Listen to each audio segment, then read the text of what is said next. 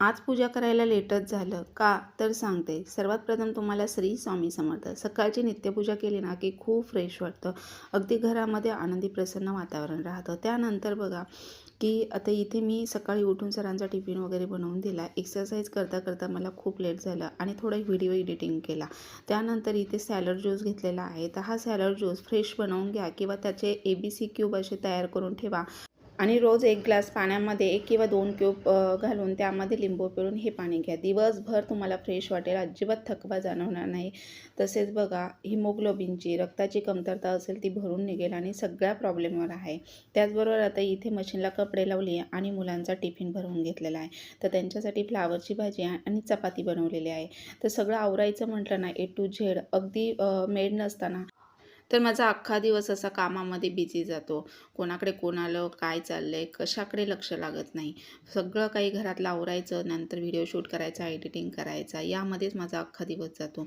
आता ही 2 दिवसाची कपडे चेअरमध्ये अशीच ठेवली, तर घड्या करायला काही टाईमच भेटला नाही. विचार केला की ह्या पहिल्या घड्या करून घ्यावेत. तर मुलं आज सांगून गेली स्कूलला जाताना की आई आज पावभाजी बनव. पावभाजी त्यांची खूप फेवरेट आहे आणि त्यांना घरचीच पावभाजी आवडते. त्यांना बाहेरची जरी आणली ना तरी नको बोलतात, आम्हाला तुझ्याच हातची पावभाजी खायची. तर शेवटी मुलांचा आनंद महत्त्वाचा आहे. त्यांना समाधान मिळालं ना की बस झालं. ते खुश तर आपण खुश.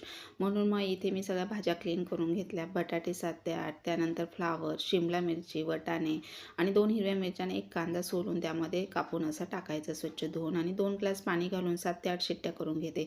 तर एवढी टेस्टी पावभाजी होते ना.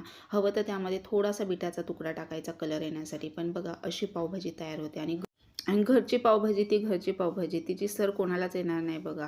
कुठल्याच भाजीला येणार नाही. एवढी छान पावभाजी होते. त्यानंतर गार्निशिंग कोथिंबीर टाकली. पाव इथे साजूक तूप टाकून भाजून घेतले. कधीच मी बटरचा वापर करत नाही.